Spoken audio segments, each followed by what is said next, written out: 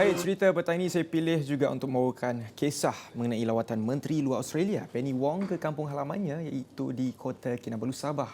Dan pagi tadi, Menteri Luar Australia pertama kelahiran Asia yang mengadakan lawatan selama 3 hari ke Malaysia itu singgah untuk bersarapan di salah sebuah kedai makan untuk melepaskan rindu dengan menu kegemarannya sejak waktu kecil dulu. Malah beliau turut sempat untuk mengunjungi ke sekolah lamanya di Ibu Negeri Sabah dan Penny Wong menganggap lawatannya itu sebagai percutian pulang ke kampung. Yang mana Wong sebenarnya dilahirkan di Kota Kinabalu pada tahun 1968 hasil perkahwinan antara ibunya kelahiran Australia dan bapanya rakyat Malaysia sebelum ini. Tapi bukan saya yang akan bawakan cerita tersebut kerana rakan saya, Wakil Astro Awani Sabah Hafiz Mustadi yang mengikuti lawatan tersebut pada pagi tadi ada kisahnya. Jadi Hafiz, ceritakan serba sedikit apa maknanya lawatan Wong bagi orang kampung di Kota Kinabalu yang kini memegang jawatan menteri di Australia. Hafiz. Baik Faris, terima kasih Faris yang sedang berada di studio pada ketika ini. Terlebih dahulu, bagi mereka yang masih belum mengenali, saya ingin berkongsi banyak tentang latar belakang Senator Penny Wong yang kini sedang memegang jawatan sebagai Menteri Luar Australia.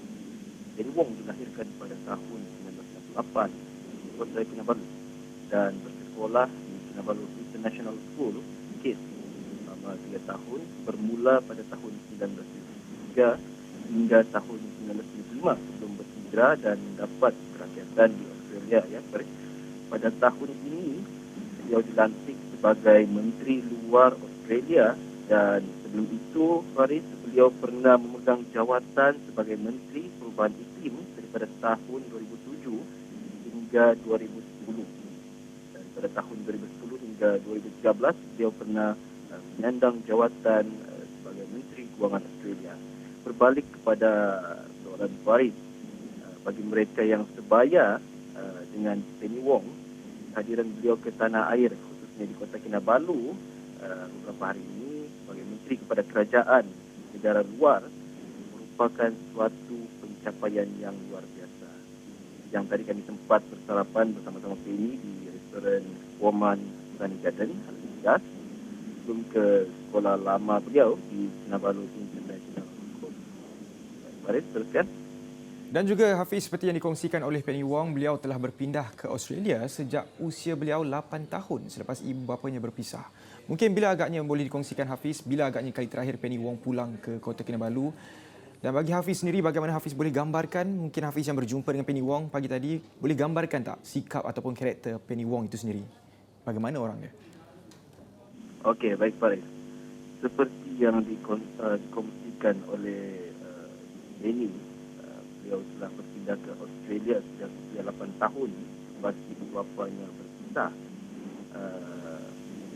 Dan pada kedatangan Penny pada kali ini, yang diibaratkan oleh beliau ialah sebagai satu penghormatan pada rakyat Sabah dan kedua ibu bapanya, dan beliau berharap agar kedatangannya ke Sabah pada kali ini dapat menjadi sebagai satu simbol ataupun contoh yang boleh diambil oleh rakyat Malaysia secara amnya untuk mengeratkan lagi perpaduan ataupun hubungan di antara negara Malaysia dan Australia.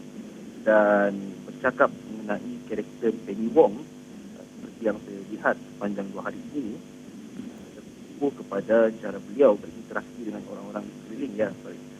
Pada pandangan saya, Penny Wong mempunyai karakter yang kuat sebagai pemimpin, an iron lady, like they say.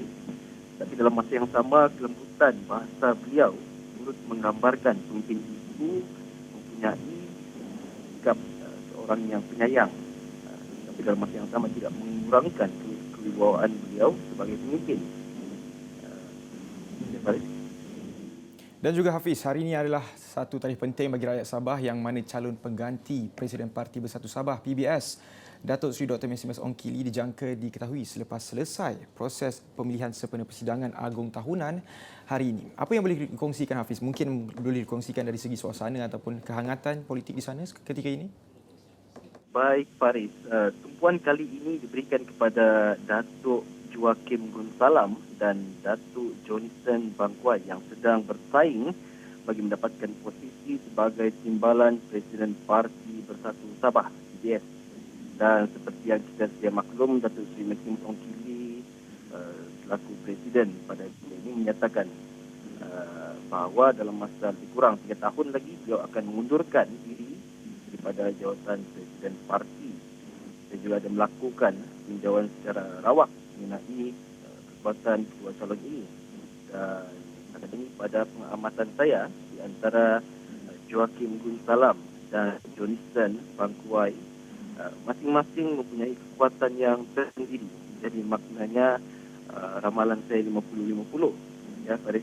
Cuma ada cuit rasa di hati saya merasakan aura Joaquim Gunsalam sedikit sebanyak mempengaruhi suasana pemilihan pada kali ini.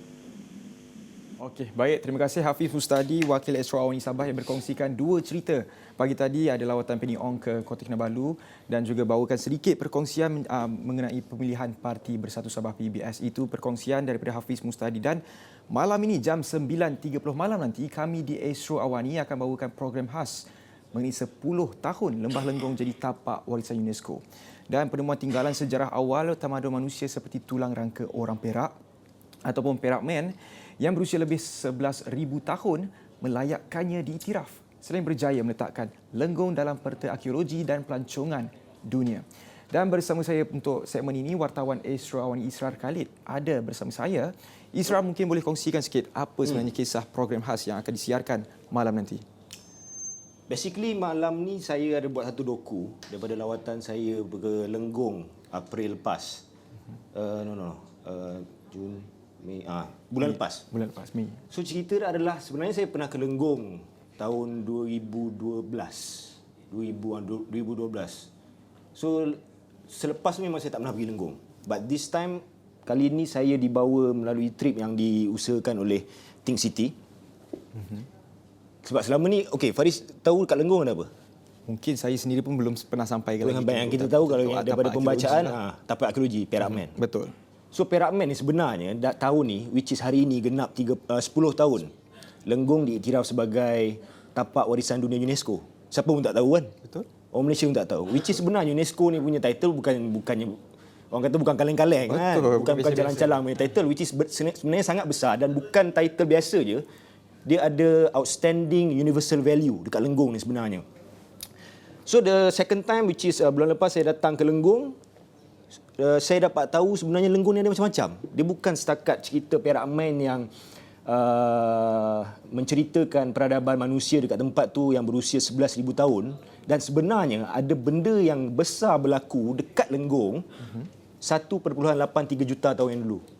Okey, apa dia? Kalau nak tahu tengok malam ni. Oh, tengok doku malam ni. Apa yang ada, apa yang berlaku dekat Lenggong 1.83 juta tahun yang lalu. Yang saya sangat kagum dengan apa yang berlaku ni sebab sebenarnya asal selama ni aku tak tahu. Tak pernah tahu pun cerita ni, which is sebenarnya cerita ni sangat big, sangat besar. Dan ia adalah satu khazanah yang sangat, kenapa kita tak tahu benda ni? So saya ucapkan terima kasih kepada Think City kerana melalui effortnya daripada bajet 2002, mereka telah memperuntukkan 10 juta ringgit untuk program yang dipanggil Program Geran Pembangkit Ekonomi Budaya, di mana dia memberikan galakan ataupun insentif ataupun suntikan kepada penggiat-penggiat pelancongan di Lenggong ni untuk menaikkan value masing-masing untuk dijadikan sebagai arkeo pelancongan, untuk meningkatkan Lenggong ni sebagai arkeo pelancongan. Sebab selama ni kita tak tahu Lenggong ada apa. Macam saya sendiri pun last time saya pergi 2012, lepas tu nak pergi lagi Lenggong buat apa? Macam tak ada apa-apa. But now sebenarnya Lenggong ada macam-macam, tuan-tuan dan puan-puan. Anda pergi kat sana, ada pelbagai tour guide, pelbagai package, pelbagai cerita sebenarnya yang ada kat Lenggong ni. Dan dia bukan pasal pelancongan je, Faris. Sebenarnya bagi saya, pelancongan tu adalah kesan limpahan daripada apa yang ada di Lenggong. Dan yang paling penting sebenarnya bagi saya, seorang peminat sejarah dan history dengan heritage ni, warisan ni, cerita kat Lenggong ni boleh dikata tempat lain dah tak ada kat dunia ni. Bukan dah tak ada lah. Rare. Lenggong adalah antara 27 lokasi yang dekat dunia yang ada pusat penempatan purba yang paling tua. Dan yang saya cerita 1.83 juta tu, dia ada kaitan dengan peradaban terawal manusia dekat bumi. Dan apa penemuan dekat Lenggong ni adalah yang tertua selepas yang ditemukan dekat Afrika. So Lenggong ni sebenarnya bukan kaleng-kaleng. Oh, sekarang punya bahasa lah, bukan kaleng-kaleng. Bukan biasa-biasa sebenarnya. Cerita dia sangat banyak, yang banyak lagi belum unfold, belum dibongkar dan diceritakan sebaik-baiknya kepada orang Malaysia, apatah lagi orang seluruh dunia. Dan juga Isra ada menyebut Selinikan. tadi, Isra adalah juga pencinta sejarah. Yup. Jadi kenapa agaknya Lenggong ini mungkin storynya ataupun kisahnya mungkin tenggelam. Mungkin suatu 10 tahun yang lepas mungkin nama Lenggong ni kita tahu. Seperti sekarang ni 10 tahun kemudiannya kurang diwar-warkan ataupun mendapat sambutan yang hangat. Kenapa? Itu masalah kita. Okey, kenapa? Sebenarnya adalah kita ni, ialah kita terlalu driven by benda yang mendatangkan duit tau. So cerita-cerita pasal sejarah ni which is tak penting lah. Tidak sepenting sektor-sektor industri, sektor-sektor yang membawa pulangan yang lebih besar dari segi kewangan. Sejarah ni macam okey cerita lama. But kita tahu bahawa orang yang tak belajar bersejarah dia akan repeat benda balik. Itu satu. Dan orang yang tak belajar bersejarah, kita tak tahu sebenarnya kita ni siapa. Apa strength yang kita ada. Orang asal usul kita dari mana. Kekuatan kita apa. Dan daripada asas-asas mengetahui sejarah tu kita membina masa depan yang lebih kukuh sebagai sebuah bangsa yang mengenal diri dia dan bangsa yang sebenar-benarnya merdeka. Itu kepentingan belajar sejarah. Dan kenapa kita tak belajar tak tahu pasal Lenggong ni, sebab itulah. Kita tidak diceritakan semua benda-benda ni sebab yalah tak bawa duit, tak untung, tak boleh kaya lah cerita sejarah ni. So dia tak diceritakan lah. Itu pandangan saya lah. Baik, jangan lupa jam 9.30 malam nanti di Esrawani, program khas mengisi 10 tahun Lembah Lenggong jadi tapak warisan UNESCO. Itu adalah hasil kerjasama Think City dan juga wartawan Esrawani Israr Khalid. Jangan lupa malam ni 9.30 malam. Saya kira itu saja untuk cerita petang ini. Saya Faris Daniel. Assalamualaikum dan salam hormat.